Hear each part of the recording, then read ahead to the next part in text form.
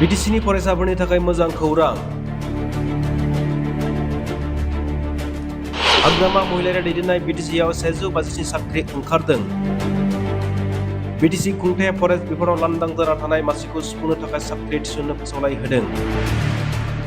हाग्रामा महिलारि दैदेननाय बिटिसिआव 150 साख्रि ओंखारदों। बिटिसिनि फरायसाफोरनि थाखाय मोजां खौरां।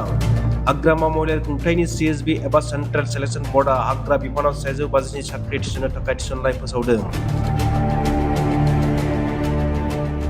बिटिसिनि हाग्रा बिफान एबा फरेस्ट बिफानाव फरेस्ट 1 आव 47 आरो फरेस्ट गार्डआव 110 साख्रि थिसननाय फोसावदों। बिटिसिनि हाग्रा बिफान एबा फरेस्ट डिपार्टमेन्टआव फरेस्ट 1 आव 47 आरो फरेस्ट गार्डआव 110 साख्रि थिसननाय फोसावदों। बिटिसि खुंथाया गोसो गोनां फरायसाफोरा 23 फेब्रुवारिनिफ्राय 15 मार्चसिम नोंथांनि फोरमानलाइखौ गथायनो हागोन CSB बर्डसिम।